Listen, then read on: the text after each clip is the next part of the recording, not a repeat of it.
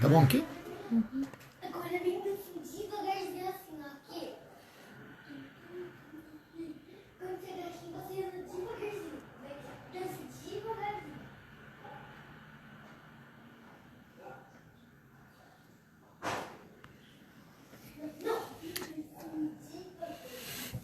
Olá, pessoal. Só esperar o Dr. Marcelo Rebeca entrar aí.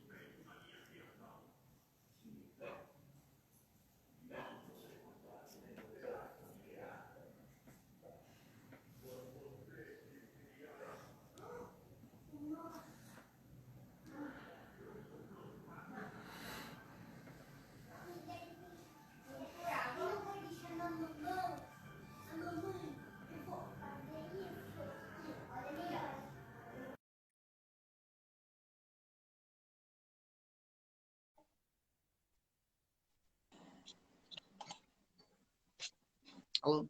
Boa noite, doutor. Boa noite, tudo bem?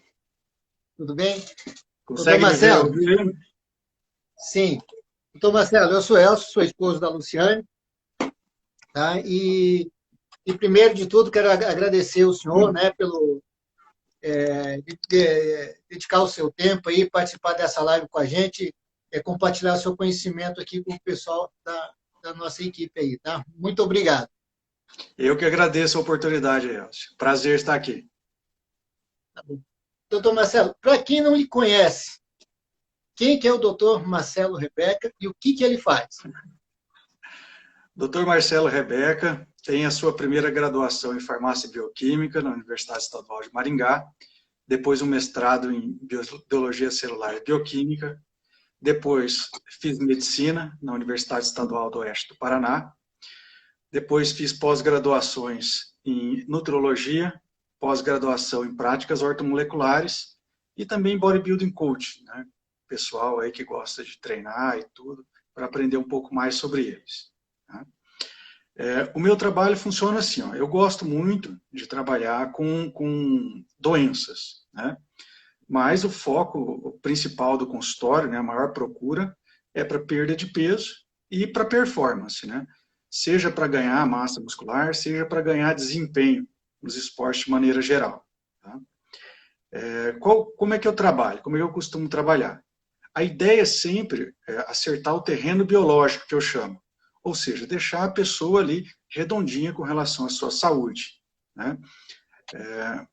Eu tento fazer isso, né, através de equilibrar o organismo, correto? É. Ah, tá me ouvindo bem? Sim, sim. Tá? Então, assim, ó, eu trabalho com a medicina integrativa. Só que quando a gente fala de medicina integrativa, o pessoal pensa que é algo assim, só mexe com planta. Não, não é nada disso, né? A medicina integrativa é aquela que vê o indivíduo como um todo, né? O indivíduo, não vou olhar só lá, o coração dele. Vou lá só o intestino, só o osso quebrado. Não, é o indivíduo como um todo, né? Então, o foco não é tratar uma doença, é tratar o indivíduo como um todo, de tudo que ele está sofrendo, e prevenir de doenças, correto? A gente sempre tenta fazer isso através, tentando equilibrar o corpo, fazendo com que o corpo esteja nutricionalmente preparado para preparar tudo o que precisa, né? Seu sistema imunológico bem, bem adaptado, bem desenvolvido, para poder encarar aí tudo e não pegar aí infecções, etc. Se necessário, a gente usa o que a gente chama também de medicina alopática, né? Ou seja, os medicamentos propriamente ditos, né? Porque às vezes, mesmo você fazendo tudo, equilibrando o corpo bem certinho, ainda assim ele vai precisar de um medicamento, né? Por exemplo, a pessoa é hipertensa, né? e ela fez todas as medidas, emagreceu, fazendo exercício, está antioxidado, tudo certinho, mas ainda continua com a pressão elevada.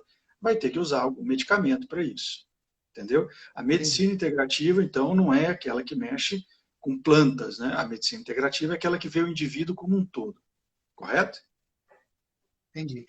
Doutor, a maioria do pessoal que está aqui, assim como eu, é leigo no assunto. Então, assim, qual que é a diferença entre um nutricionista e um nutrologista? Então é assim, ó, o nutricionista, ele é o profissional mais capacitado para fazer um cardápio, né? Tanto é que quando eu preciso de um cardápio, tem um que faz para mim, correto? Dentro de alguns protocolos e tudo.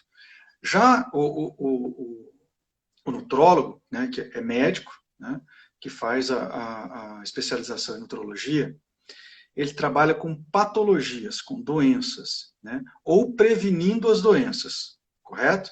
Então, tudo que envolve nutrientes, tudo que envolve aí, absorção, digestão, né, de nutrientes, o nutrólogo pode trabalhar. Entendi. Então tá.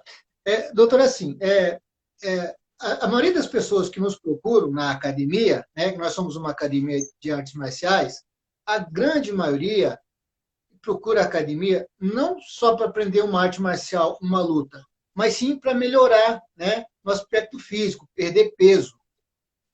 Assim, na sua área, o que pode ajudar essas pessoas? No que o senhor pode ajudar uma pessoa que, digamos lá, está um pouco acima do peso, aí pensa, vou fazer uma atividade física, né? E tem que melhorar a minha alimentação. Ela vai procurar o senhor aí. O que o senhor vai passar para essa pessoa? Então é assim, ó, primeiro, né, eu vou fazer uma avaliação completa dessa pessoa, como que ela está, da saúde dela de uma maneira geral, correto? Então eu vou fazer ali uma anamnese, uma entrevista, né, e vou identificando ali todos os pontos que eu vou identificando que precisa melhorar, correto? Em seguida a gente já começa, né, com o tratamento e peço exames, né, e essa pessoa retorna depois de 2, 3, 4 semanas me trazendo esses exames. A partir desses exames, a gente vai ver o que precisa mais para essa pessoa, correto? Bom, esse é o primeiro ponto.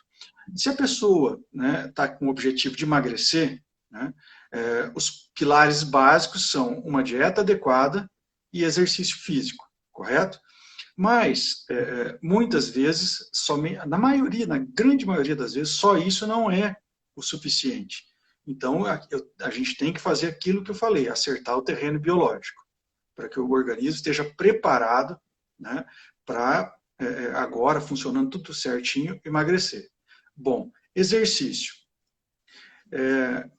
E uma vez, 2 vezes por semana na academia resolveria o problema dessa pessoa? Não, não resolveria. Quem tá querendo perder peso deveria fazer, no mínimo, tá, 5 vezes por semana de exercício. E não é qualquer exercício, é um exercício de moderado a intenso. O exercício intenso, quem faz é o atleta, né? É o próprio personal trainer que sabe treinar bem, tudo, o educador físico, né? E sobra para nós mortais, né, o exercício moderado, que é aquele que, em termos técnicos, seria com VO2 acima de 70%. A luta em si é um exercício moderado. Se a pessoa também não ficar ali só descansando, né, dando migué, né? Então, assim, ó, se a pessoa conseguisse fazer 5 vezes por semana, né, de luta, seria perfeito, correto? Normalmente faz 2 a 3 vezes, né? Aí ela teria que complementar, né, ou com academia, ou com corrida, alguma coisa assim, pensando em manter saúde e perder peso, correto? Correto. Tá. Doutora, assim, então, ali eu tenho atletas profissionais, né, que são profissionais de luta, e essas pessoas que querem realmente perder peso ou melhorar o seu condicionamento físico. Tá? Sim. Qual é a diferença nutricional que uma tem que ter da outra? O que o senhor, assim, assim, cada um tem seu biotipo, sua taxa hormonal, sua idade, né? Eu sei que mas na média, assim, qual que é a diferença entre um e outro, assim, na parte de nutrição para essas pessoas? Olha, tudo vai depender da demanda, né? Da demanda necessária. Por exemplo, o atleta, ele tem uma rotina intensa, correto? Então, ele tem que Correto. treinar muitas vezes por semana, né? E demanda muito mais nutrientes. E ele precisa sempre estar nutricionalmente, né, em perfeito estado, porque senão ele vai perder rendimento e pode adoecer, correto? Já, né, o que vai fazer como recreação, ou mesmo para ajudar na perda de peso, também tem que estar com estado nutricional adequado, mas ele vai ter menos demandas, correto? Ou seja, ele vai dar um pouco menos de trabalho, já que ele está buscando não é assim o principal de tudo, a performance, correto? Eu não sei como é que funciona aí a questão de doping, essas coisas assim, né? Porque muitos me procuram também, porque estão usando alguns recursos ergogênicos, né? Que para ajudar na performance e tudo, né? E o que eu faço é cuidar da saúde e orientar, correto?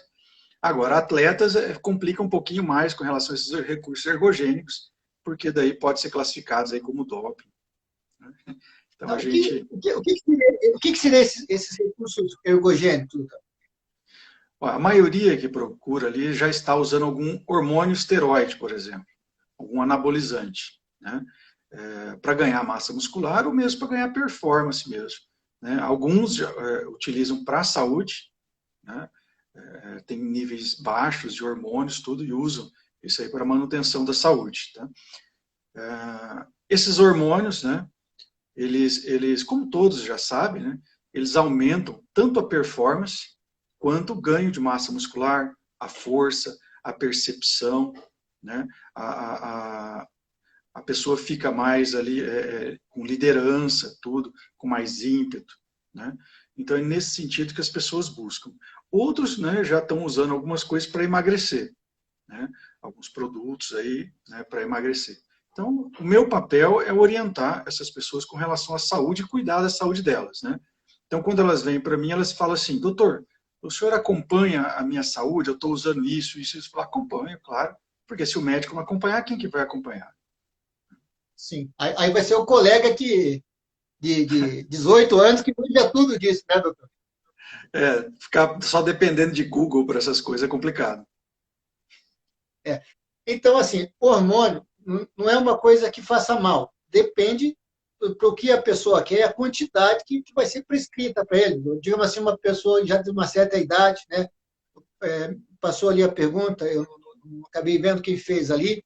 Então, pessoas assim, acima de 50, 55 anos, que de repente já tem que fazer uma reposição hormonal, é indicado fazer isso, procurar, né, um médico para fazer isso aí? E isso, se for do sexo masculino, por exemplo, né, as taxas de testosterona elas tendem a cair com o avançar da idade. A partir dos 35 anos, elas já começam a cair vagarosamente, né? E dependendo do estilo de vida dessa pessoa, ela cai mais rápido, né, ou não, né? Se a pessoa chegar, né, por exemplo, vamos pegar a testosterona, chega ali com um nível de testosterona abaixo de 500, né, está desejando mais performance, a gente tenta fazer essa elevação da testosterona de maneira natural, né? Perdendo peso, diminuindo a aromatização, que é a conversão da testosterona em estrogênio, né? Melhorando a alimentação, melhorando a gordura visceral, melhorando a flora bacteriana intestinal, antioxidando, fazendo um monte de coisa. Geralmente isso já dá uma melhorada boa, né? E ultrapassa os 500 ali de testosterona, que são bons níveis para a saúde, assim, é excelente, né? Causa proteção cardiovascular e não falta para a pessoa, né? Agora, de repente a pessoa chega ali com os níveis perto do, né, ou abaixo do considerado normal, ou ali bem próximo, né, ainda na faixa do normal, mas próximo, né? E está querendo melhorar a vida, às vezes já perdeu libido, já perdeu o ímpeto, está meio depressivo, não tem força, disposição para fazer o exercício e tudo. Aí a gente trabalha em cima dessa pessoa e vê o que ela quer. A gente primeiro tenta sempre aumentar de maneira natural, fazendo com que o corpo produza. Mas muitas vezes o corpo não consegue atender a demanda. E aí a gente se utiliza, né, do hormônio aí sintético. E às vezes a pessoa até dá, eu não sei, vou lhe perguntar, da maneira natural, demora quanto tempo? Porque aí, às vezes a pessoa tem geralmente o brasileiro tem um pouco mais de pressa, né? De ter o Olha, resultado, né? varia de pessoa para pessoa. Varia muito de pessoa para pessoa, né? Porque a gente tem que fazer todo um trabalho de acertar o terreno biológico, perda de peso, perda de gordura visceral, tudo, né? Não é tão rápido assim. Às vezes demora 2 meses, 4, 6 meses, né? E lógico, quando a pessoa está querendo uma performance, ela vai ter pressa e tudo, né? E aí a gente vai partir para o sintético. Tudo depende da vontade do paciente. Eu estou ali para orientar e sugerir as opções, né? Mas a vontade do paciente sempre vai mandar, correto? Desde que o organismo dele esteja ali em perfeitas condições para que a gente possa fazer um tratamento adequado, correto? Certo. Depois em off, doutor, eu vou lhe perguntar, nós temos aí alunos, né, que são pacientes Sim. seus, que tiveram uma grande melhora, né, nos treinos, né, nos campeonatos. Depois o senhor me conta que tipo de tratamento o senhor passou para eles aí, que eles melhoraram tanto Claro, assim, a claro. performance deles aí. Doutor, Geralmente, tem dietas da moda, né? Duas dietas especificamente eu queria lhe perguntar. A dieta desse jejum intermitente, né? sim, E a dieta cetogênica. sim. O que são essas dietas aí? Então, a dieta cetogênica, propriamente dita, né, ela é uma variação da dieta low carb, ou seja, com baixo carboidrato, correto? Então, o que seria uma low carb? Como o próprio nome já diz, né, na tradução, é baixo carboidrato. De onde vêm os carboidratos? Dos doces, das massas, frutas, né, e etc. Correto? Então, qual que é a estratégia? É baixar o máximo possível do carboidrato. Naturalmente, vai aumentar os outros nutrientes, que são gorduras e proteínas. Então, a gente tem vários macronutrientes, e os 3 principais são proteínas, gorduras e carboidratos, correto? A dieta cetogênica seria a dieta assim, mais radical com relação aos carboidratos, porque o indivíduo não pode consumir mais que 5% das suas calorias em carboidratos. E também não pode consumir tanta proteína. Então, a dieta principal do indivíduo vai ser baseada em gorduras. A gente tenta fazer isso sempre com gorduras boas, tudo, né? Então, a cetogênica clássica seria aí mais que 65% a 70% das calorias na forma de gordura e menos de 5% na forma de carboidrato e o restante proteínas. Entendi. E esse jejum intermitente, doutor, é interessante para atleta, para quem quer perder peso? Para que ele serve? E como que ele é feito? O jejum intermitente ele é interessantíssimo para a saúde, né? Para a saúde do indivíduo. Ajuda a perder peso também, sempre incluo nas minhas estratégias. Tá? Como é que funciona o jejum intermitente? Ele começou a ser estudado, né, ao observar os atletas muçulmanos que praticavam o Ramadã.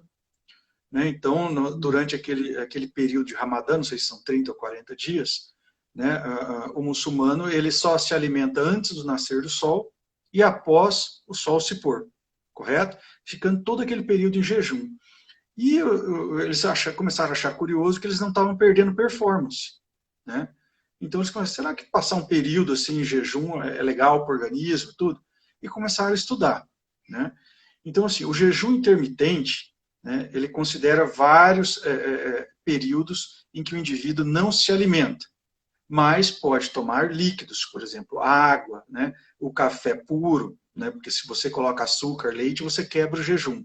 Né? O chá puro, o chimarrão, né, o tererê, são coisas que a pessoa pode tomar que não vai quebrar o jejum intermitente. Tá? E eles viram assim, que jejuns acima de 16 horas, 18 até 20, até 24 horas seriam os melhores. Tá? Mas eles começaram a considerar o jejum intermitente mesmo, na maioria dos estudos, a partir de 16 horas. Ou seja, durante 16 horas o indivíduo não vai ingerir nutrientes. Né? A única coisa que ele deve ingerir é água, né? E pode ingerir café, chá, chimarrão, tererê, desde que não acrescente nada dentro. E por que será que o jejum faz bem para a saúde? O jejum faz bem para a saúde porque ele condiciona as nossas células a fazer o que a gente chama de autofagia. O que é isso? A célula, na privação de nutrientes, tá, ela começa a degradar as coisas velhas que estão dentro dela. Aquelas que já não estão em mau funcionamento, aquelas que estão produzindo radicais livres. Tá? E as células mais velhas também, elas começam a morrer. Tá? E isso é chamado de autofagia, correto? Então é como se fosse uma renovação, tanto das células quanto dos componentes dessas células. Né? Isso pode ser considerado um rejuvenescimento, né? Um rejuvenescimento celular. Tá? O jejum também, aliado à restrição calórica, são uma das poucas coisas que aumenta a longevidade. Né? E isso já comprovado. Tá? Então, a restrição calórica entre 30% a 60%, ela já é sabida, já tem trabalho desde 1935, que ela aumenta a longevidade. Né? E em 2009, isso é um grande trabalho com primatas, usaram macacos reus, e a diferença assim, foi absurda, né? dos macacos que faziam a restrição calórica dos que não faziam. Né? Todos os parâmetros de saúde, aqueles que fizeram a restrição calórica, foram melhores e a longevidade foi muito maior. Viveram muito mais tempo. Né? E o jejum entra nessa também, foi até prêmio Nobel de Medicina. Né? Que o jejum também estimula a autofagia e também estimula a longevidade.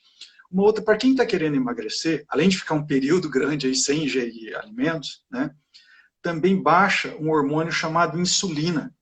A insulina é um hormônio liberado pelo nosso pâncreas, né, quando a gente ingere carboidrato.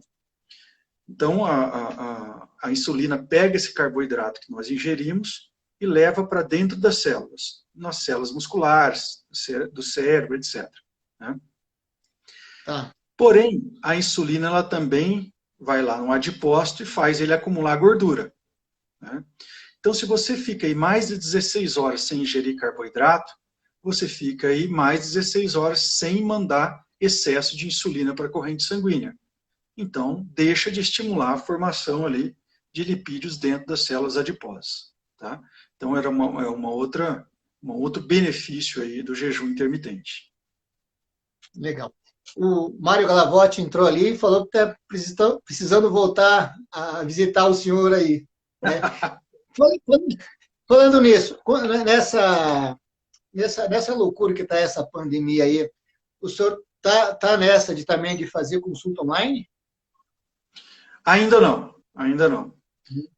A consulta online ela demanda de várias coisas, precisa de regulamentações, termos de compromisso, um receituário digital. Né? Então, e eu gosto de conversar com o paciente, eu gosto de examinar. Né? Então, por enquanto ainda não, mas é o futuro aí, né? A gente vai ter que se adaptar e tudo. Né? A primeira consulta sempre tem que ser presencial.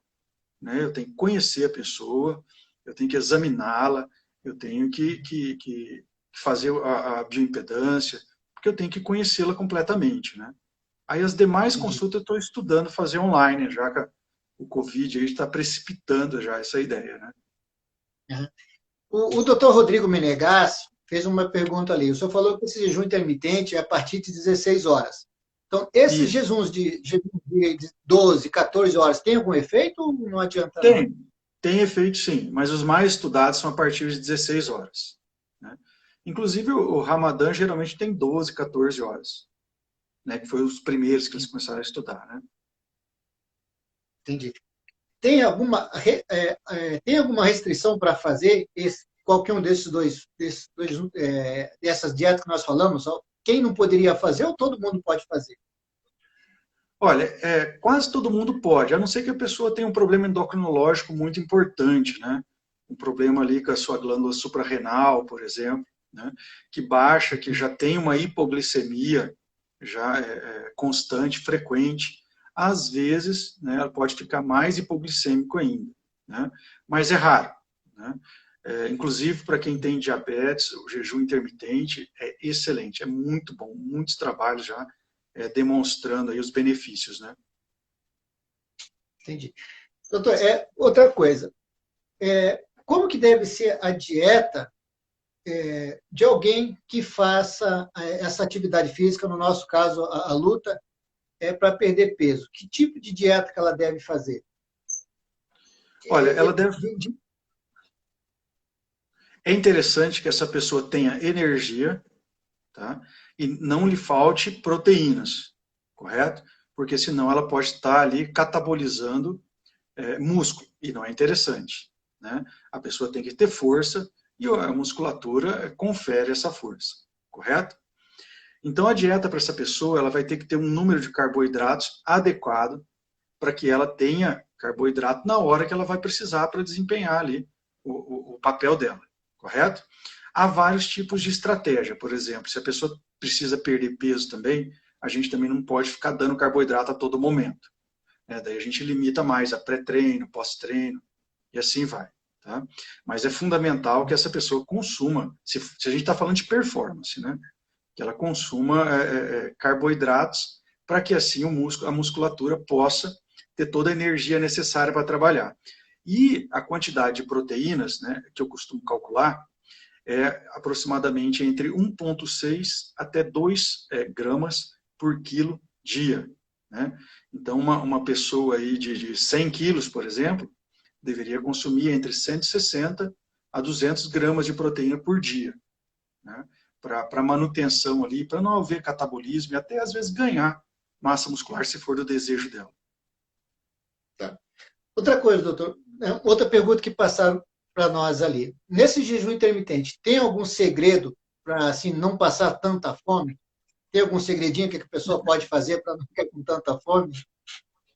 O segredo é aguentar pelo menos 5 dias. Tá? Porque a partir daí o organismo ele se adapta, né? E a própria quebra da gordura, né? Porque na ausência aí do carboidrato, né, que a gente está deixando de ingerir, o organismo passa a quebrar a gordura para utilizá-la como energia, né? E a própria gordura ali, que é lançada no sangue para fornecer como energia, ela vai até nosso hipotálamo e inibe o nosso apetite. Então, sempre quando eu passo o jejum, os pacientes torcem o nariz, né? Eles falam, nossa, isso aí eu nunca vou conseguir. Ah, eu não posso ficar sem meu café, né? Aí depois, volto ali depois de 3 semanas, né, um mês, eu falei, e daí, fez a dieta? Olha, a dieta eu furei um pouco, e o jejum? Não, o jejum eu fiz certinho, é bem tranquilo e tal. Tem gente que adota até como estilo de vida, inclusive, né, o jejum intermitente. Doutor, cãibra, pessoas que têm cãibra na atividade física, a alimentação influencia nisso? Influencia bastante, né? Não só a alimentação, como a hidratação, né? A cãibra, a principal causa da cãibra, inclusive, é a desidratação. A pessoa lá está se utilizando, fazendo exercício, esquece de se hidratar adequadamente, né? Mas a gente pode ter distúrbios aí do potássio, do cálcio, do magnésio, né? Quando a gente fala em nutrição, que é a principal causa mesmo da cãibra, é nutricional, porque ela pode ter outras causas, outros tipos de doença, correto? Então a pessoa precisa ter aí uma alimentação rica em potássio, cálcio, magnésio, né, para evitar que tenha cãibras. Né? A gente vê os tenistas lá comendo banana madura, né, durante um jogo com a duração muito prolongada e tudo. Geralmente é para elevar o potássio, que eles perdem muito ali na transpiração. Outra pergunta que apareceu para a gente aqui. No jejum intermitente, ou fora do jejum intermitente, período de alimentação, de quanto em quanto tempo a pessoa deve se alimentar? No jejum intermitente ou fora disso? Tem várias estratégias de jejum, né? Ou a pessoa pode fazer continuadamente o jejum, ou seja, deixa de se alimentar 16 horas ou 18 horas. E nesse período aí, ela se alimenta, então sobrando ali 8, 6 horas para se alimentar, volta a fazer o jejum, e assim vai. Então, depende do tempo que essa pessoa está fazendo o jejum, né? Eu posso fazer todos os dias, ou um dia sim, um dia não, semana sim, semana não? Pode. Todas as estratégias são válidas, tá? Cada pessoa se adapta melhor, perde mais peso de um jeito, de outro, tá? Mas pode sim. Por exemplo, eu vou dar um exemplo de jejum. digamos assim, ó, a pessoa fala assim, olha, eu janto às 20 horas, eu preciso jantar às 20 horas para me organizar, né? Então, ela já vai aproveitar o sono para ficar em jejum também, né? Então, às 20 Aham. horas é a última hora que ela come alguma coisa. A água está liberada, pode beber e tudo, né? Aí ela só vai se alimentar no outro dia, ao meio-dia, se for um jejum de 16 horas. Entendeu? Aí ela tem do Entendi. meio-dia até as 20 horas para se alimentar, para iniciar o outro jejum daí. Tá, mas é aí que Eu eu vi uma digo, ela pergunta come. ali. Ah, desculpa, pode. É, mas nessas 8 horas que ela tem para se alimentar, ela tem que fazer quantas refeições? Faz duas, faz três? Então, Como é que ela. também depende das necessidades dela, do objetivo dela, né? O que a gente tem que ter em mente é que a gente precisa de nutrientes, a gente não precisa de refeições, correto? O nosso organismo Certo. ele precisa de nutrientes para sobreviver, e não de refeições. Se você conseguir obter todos os nutrientes aí em uma refeição, tudo bem, né? Você não vai ficar Hum, desnutrido, né? Agora, algumas entendi. pessoas, né, a maioria, a grande maioria, necessita aí de no mínimo 2 refeições para se sentir bem, confortável e tudo. E também comer é bom, né? Também ficar sem comer. Aí Tipo assim, comer às 10 horas e comer antes de começar a dieta novamente para estar. isso. Agora, se você Né? só tem 8 horas para se alimentar, mas nessas 8 horas você come o mundo, não adianta nada, né? Vai É. comer o excesso de calorias e tudo, e vai dar problema do mesmo jeito depois do final. Eu não vou citar nomes, mas eu tenho uma irmã que, para diminuir peso, ela não jantava. Aí, às 6 horas, ela comia uma coisinha, mas você não está dieta? Não, eu não vou jantar. Aí, lá pelas 10, ela estava comendo de novo. Mas você está comendo? Eu não jantei. Então, eu comia 2 vezes. Doutor, hipotireoidismo, tem como controlar com dieta?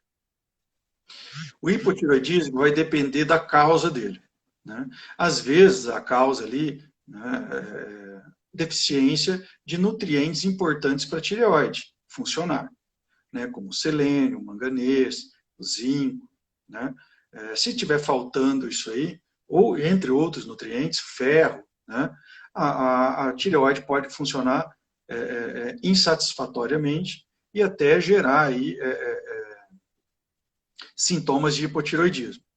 Mas o mais frequente mesmo do hipotireoidismo é ser causado por doença imune, correto? Ou seja, a pessoa produz anticorpos que atacam a tireoide, né?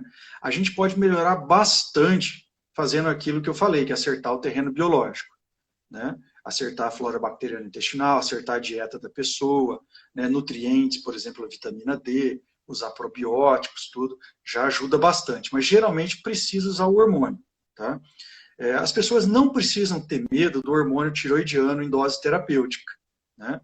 Porque é o hormônio que ela está deixando de produzir. Então, como ela não produz, ela ingere. Tá? O hipotiroidismo é uma patologia bem tranquila de ser tratada, né? Basta você usar toda manhã ali a levotiroxina, né? Puran, Sintroid, etc. Tá? Aham. Mas melhora bastante. O que eu costumo fazer é controlar ali pela temperatura basal, né? O normal é ter uma temperatura basal acima de 36 graus, correto? Então você acorda, coloca o termômetro debaixo do braço, espera 5 minutos antes de sair da cama, né? E anota ali durante 5 dias. Faz uma média e vê. Se a temperatura está abaixo de 36 graus, essa pessoa pode estar com hipotireoidismo ativo, correto? Hum. Né? E se a pessoa já é hipotireoideu, né, ele já tem a doença, né, está assim, talvez o hormônio que ela está tomando é insuficiente, correto? Ou precisa adequar mais. Então, quando a gente acerta todo o terreno biológico ali, eu vou fazendo essa aferição de temperatura. Aí, às vezes, a pessoa está lá com a média de 35,7, depois de feito tudo isso, já vai para 36,4, por 3, que é ótimo, está dentro do normal, ou seja, funcionou para ela, não precisou aumentar o hormônio nem nada. Ok. Doutor, nessa pandemia aqui, estamos tendo, nossos alunos têm que usar máscara. Isso prejudica de alguma forma? Não, não Não, prejudica, né? Mas atrapalha, atrapalha é, bastante, né? Eu que estou treinando de máscara ali, eu sei, né? Parece que você puxa, o ar não vem direito, né? Ela atrapalha um pouquinho, né? porque a gente demanda de um ar mais sem CO2, porque quando a gente vai respirando dentro da máscara, vai acumulando mais CO2 e tudo. Então, atrapalha. Mas, assim, pode treinar tranquilamente, né? Não tem problema nenhum, não. Não vai fazer mal para a saúde. Tá bom. Doutor, triglicerídeos, qual que é a melhor indicação? Para tratar triglicerídeos, né, além de emagrecer, cortar carboidrato. Cortar carboidrato, cortar cerveja, essa é a melhor forma de tratamento para triglicerídeo. Então, é um dos que mais baixam, um dos mais fáceis de baixar, né? Se a pessoa mudar o estilo de vida. Começa a fazer exercício, corta o carboidrato, corta a cervejinha, o triglicerídeo cai bastante. Doutor, nos campeonatos, muitos atletas têm que perder peso. Ali no nosso caso é Muay Thai, Jiu-Jitsu, então, e as pessoas têm que perder peso. Alguns atletas, assim, perdem muito peso, muito peso. O que pode afetar a saúde e qual a melhor maneira de se fazer isso? Tá, vai depender do tempo que você vai ter para fazer isso, correto? De que tipo de peso essa pessoa precisa perder. Por exemplo, uma vez foi um lutador de judô, né, juvenil ali, e ele pegou uma gripe forte, classificou para o brasileiro num peso bem abaixo, né, do peso normal dele. Então, faltando um mês para o campeonato brasileiro, né, a categoria dele era abaixo de 39 quilos. E ele chegou lá com 45 quilos. Porém, ele só tem 4 quilos de gordura no corpo. Então, como que a gente vai fazer para baixar ele ali de 40 quilos, né, para ele encaixar na categoria, né? Aí é fácil, doutor. Tira a perna e manda para as Paralimpíadas. Não tem problema. Para ele, a gente teve que usar um recurso especial, que foi a desidratação, né? Ele, lógico que ele perdeu performance e tudo, né? Mas ele foi e disputou o Campeonato Brasileiro, né? Então, a gente tem duas formas de fazer isso. Se a gente tem um tempo maior, a gente programa bem certinho para que esse peso perdido da pessoa seja na forma de gordura, tá? E a gente tenta fazer de uma maneira que ela não perca massa muscular. Ou seja, conserva a massa muscular, perde a gordura e se enquadra ali no peso da categoria dela. Agora, quando não tem jeito, a gente tem que apelar aí e tirar a água dessa pessoa. Tá? Isso influencia na longevidade profissional dele, de atleta? Não, não é para influenciar, desde que ele não cometa excesso, né? Desde que ele não faça isso com frequência. Cada mês vai disputar lá um campeonato e está se desidratando de forma inadequada, né? E fazendo isso de repetição. Ou ele está fazendo isso e perdendo muita proteína, né? Ou seja, muita massa muscular. Além de perder a gordura, além de desidratar um pouco, ele perde massa muscular. Vai influenciar na performance dele. O Adriano está perguntando ali, doutor, se o remédio de pressão losartana de potássio 50 corta o jejum? Não, não corta. Pode usar a losartana normal, tranquilo, não corta jejum. Quase nenhum medicamento corta jejum, viu? Tá. Doutor, mas voltando nesse assunto do jejum, tem campeonato que geralmente você pesa 24 horas antes do evento da luta. Mas sim, nós temos um campeonato que você pesa 3 dias seguidos. Sim. Né? Você tem que pesar na quinta-feira, que você vai lutar na sexta. Se você classificar, você pesa no sábado e pesa no domingo. Tem isso, tem isso aí. Qual que é o percentual de peso que essa pessoa pode perder para se manter assim? Ou não pode? Então ela tem que ter o peso natural. Antigamente não. Ainda hoje, o que a gente faz? Na véspera do campeonato, geralmente, que é a pesagem, né? A gente ali fazia tudo, né? Desidratava e tal. E depois, né? Acabou, pesou, bateu o peso, aí vai comer, vai se reidratar, vai tudo, para melhorar a performance, né? Agora, quando a pesagem é 3 dias seguidos, não tem muito o que fazer, não. Aí a pessoa tem mesmo que fazer um planejamento bem prévio, para ele ficar bem próximo do peso dele, né, no período da luta. Porque não dá para desidratar e no outro dia, né, ele vai reidratar para ter performance e desidratar de novo, não consegue. Tá. Doutor, uma pergunta aqui, eu não sei se eu não consegui interpretar assim, triglicerídeos, qual a melhor indicação para uma pessoa que não toma cerveja? Então, cortar o carboidrato. Cortar o carboidrato, exercício físico é o melhor tratamento para triglicerídeos. O melhor. Né? Estamos falando de tratamento não medicamentoso, lógico. Né? Porque tem o tratamento medicamentoso também, que, se necessário, é muito eficiente, a gente tenta sempre evitar, mas quando é necessário tem que usar. Doutor, me perguntaram aqui, o senhor atende através de convênio ou só particular mesmo? Infelizmente, só particular. Né? O convênio ele paga muito pouco, né? E como a consulta ela é demorada, ela demora 1 hora e 15, depois tem um retorno de mais 30 minutos, né?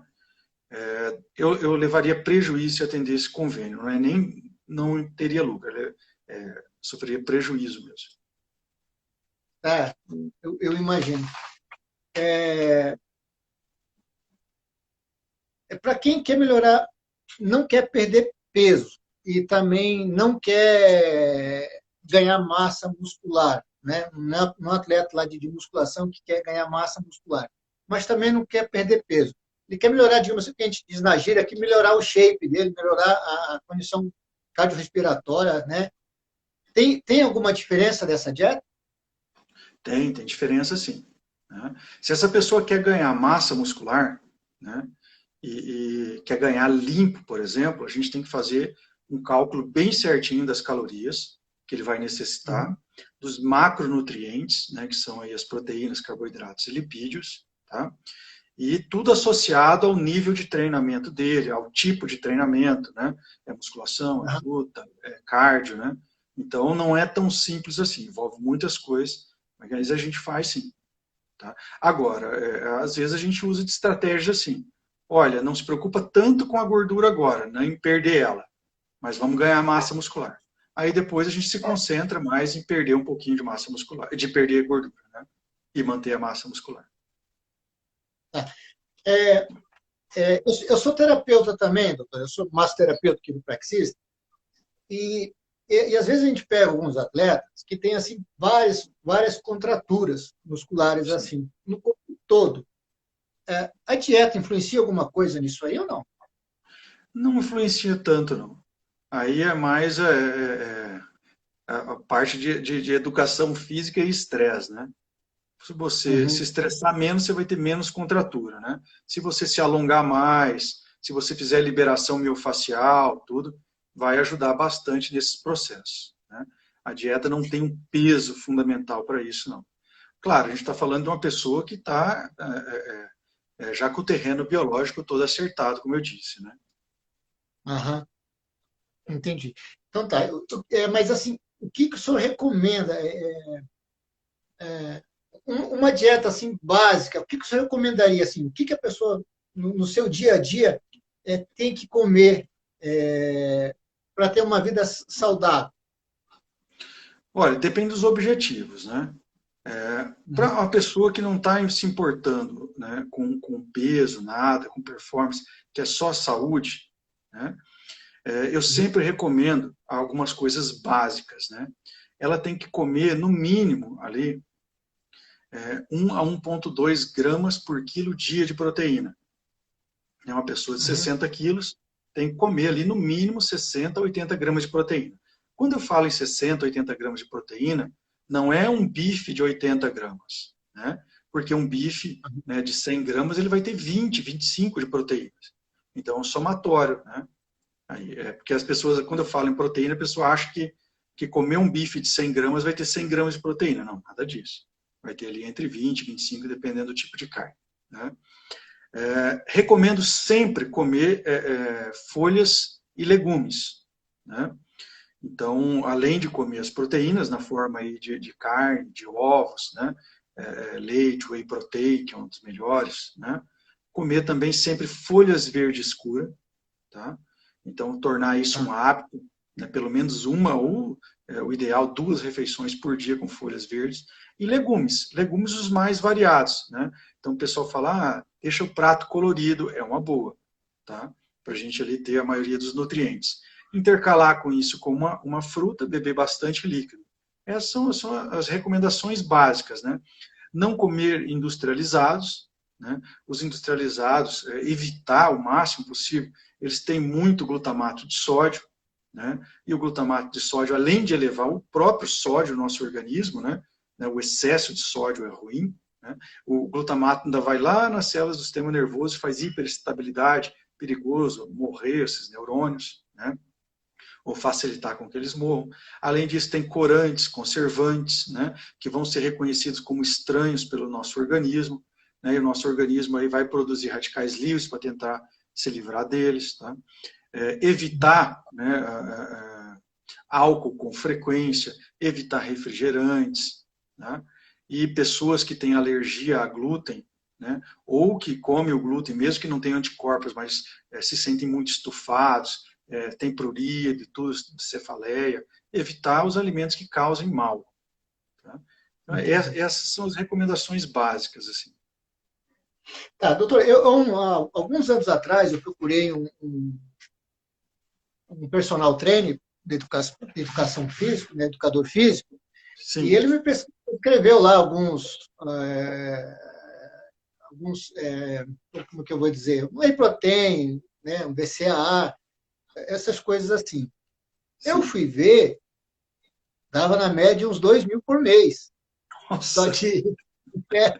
Eu falei, não, eu não sou profissional, eu só quero manter minha saúde, né? O que o senhor, diz que o mercado tem, esse mais comum, o que o senhor recomenda? E outra, aí perguntei isso que me perguntaram aqui. Ó. O whey protein, quais os benefícios e o que ele oferece, né? Mas, além do whey protein, o que mais o senhor pode indicar para essas pessoas que têm condição de botar uma coisa a mais na sua então, dieta? o whey protein hoje ele é muito mais que um alimento, né? Ele é quase medicamento mesmo. Tem inúmeros benefícios, né? Então, ele é rico em proteínas essenciais para o nosso corpo, né? Que o nosso corpo precisa. Ele também é rico, por exemplo, em BCAA, que são aminoácidos de cadeia ramificada, e também confere diversos benefícios ao nosso corpo, correto? Eu uso o whey protein primeiro porque eu gosto, né? Então eu faço ali as minhas misturas ali e gosto muito. Mas geralmente eu uso para bater as proteínas diárias, né? Para não ficar comendo só carne, ovos em grande quantidade, né? Eu uso ali o whey, ajuda bastante. Mas o whey ajuda também para quem tem resistência à ação da insulina, ou seja, fica com os níveis de glicose aumentados, né, por períodos mais longos de tempo. Tá? Ele confere saciedade, né? Então, quando você toma ali o whey ou come ele, eu como ele na forma de mingau ali, né?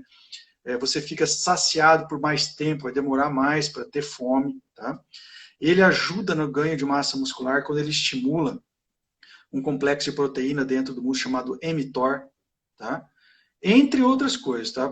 Para idosos é fundamental na manutenção da massa muscular, né? Então, tem inúmeros estudos com whey, cada vez eu estou aprendendo mais, tem que direto agora, tem que estar lendo, porque saem trabalhos novos. Tá, mas aí quando você vai procurar um whey lá, existe lá o whey lá de R$50 e tem o whey lá de R$200. Estou chutando aqui, porque faz tempo que eu não uso, né? Tem tanta diferença de qualidade mesmo? De qualidade nem tanto, tá? Porque a Anvisa ela exige ali algumas coisas que o whey precisa ter para ser comercializado. E a gente acredita que a empresa que está fabricando segue essas recomendações da Anvisa, né? Mas tem diferença nos tipos de whey, né? Então a gente pode ter o whey concentrado, que é aquele que obrigatoriamente tem que ter mais de 80% da sua composição na forma de proteínas, tá?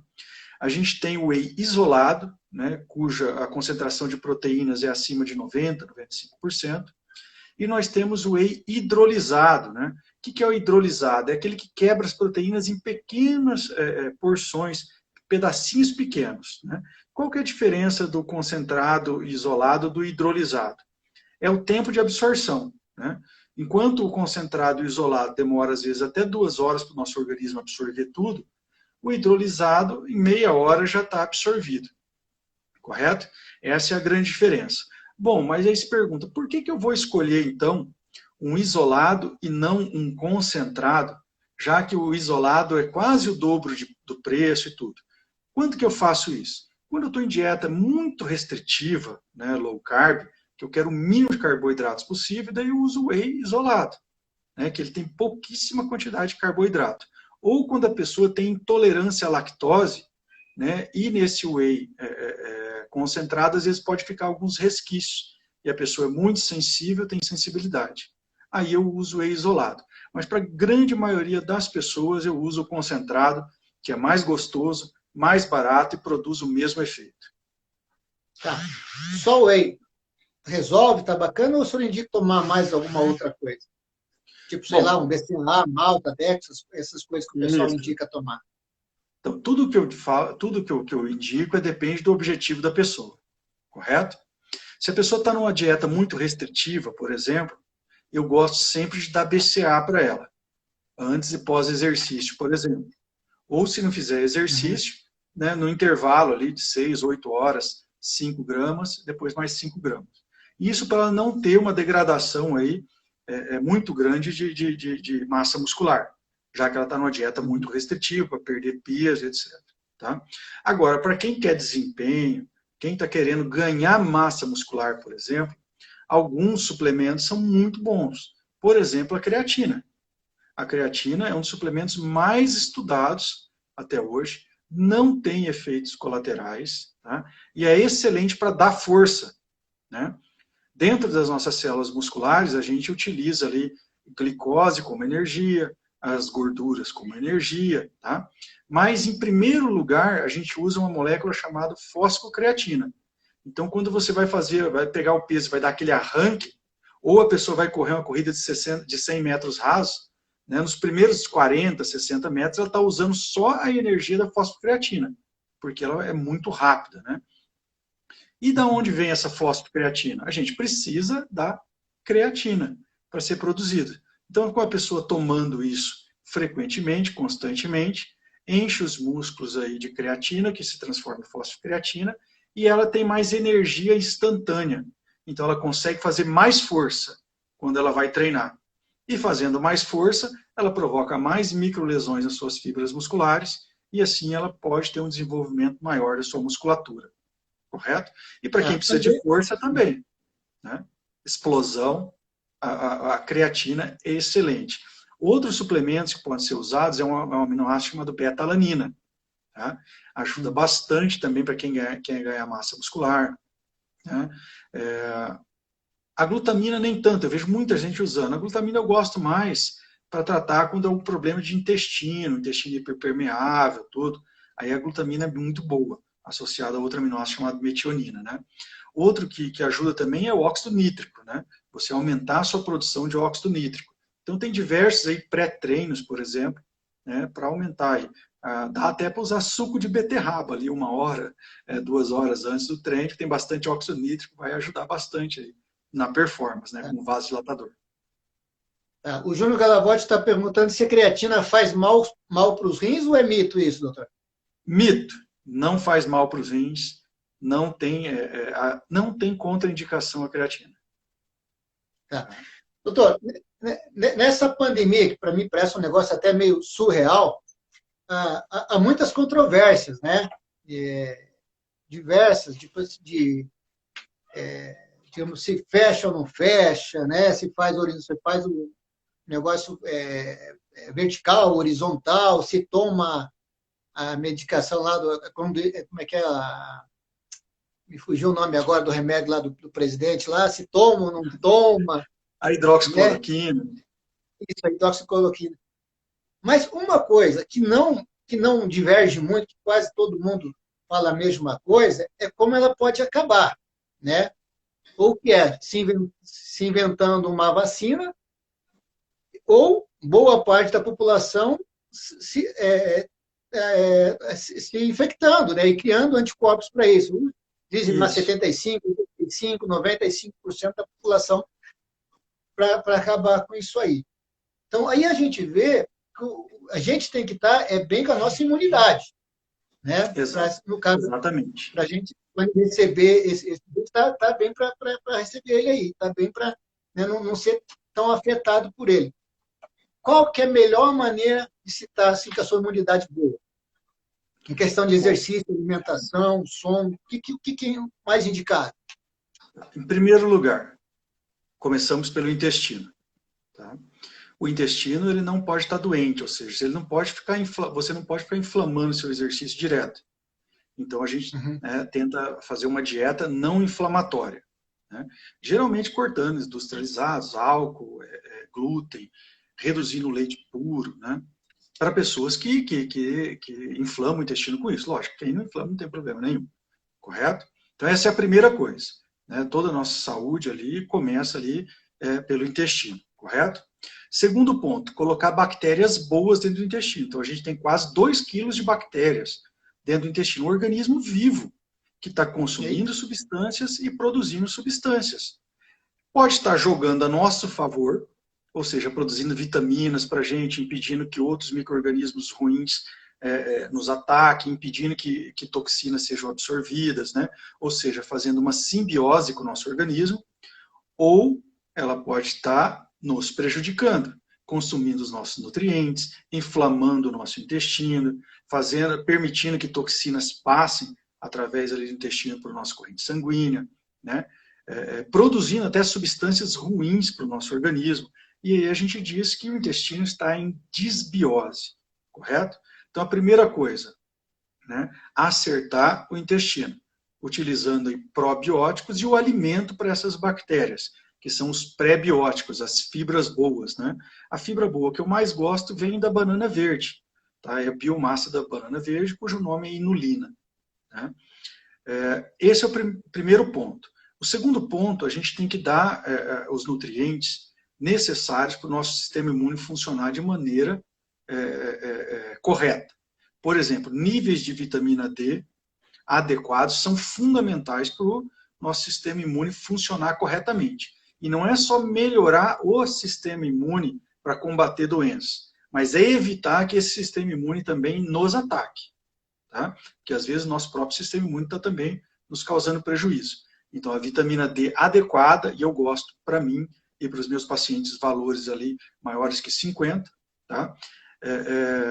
É fundamental, tá? Para isso. Segundo, nutrientes que o sistema imune precisa, né? Por exemplo, zinco, selênio, tá? Que são fundamentais aí para que o nosso sistema imune funcione. Entre outras coisas, né? Tem muitas outras coisas que o sistema imune necessita, correto? Mas o basicão, assim dizendo, é isso aí.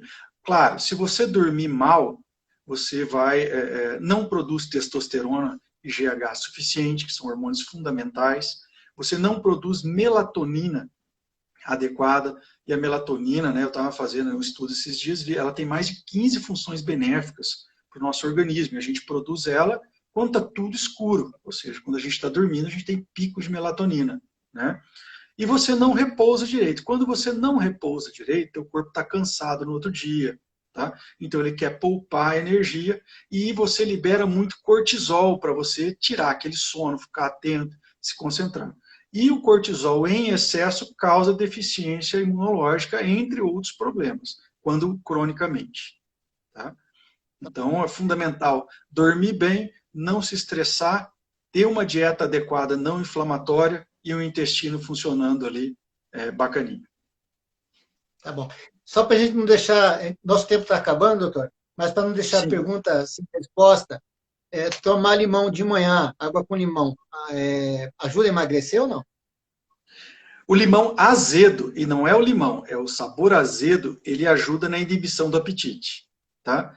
Então, a pessoa que tem muita fome, às vezes, pega ali, espreme um limão grande, bem azedo, num copo d'água e toma. Ajuda na inibição do apetite, sim.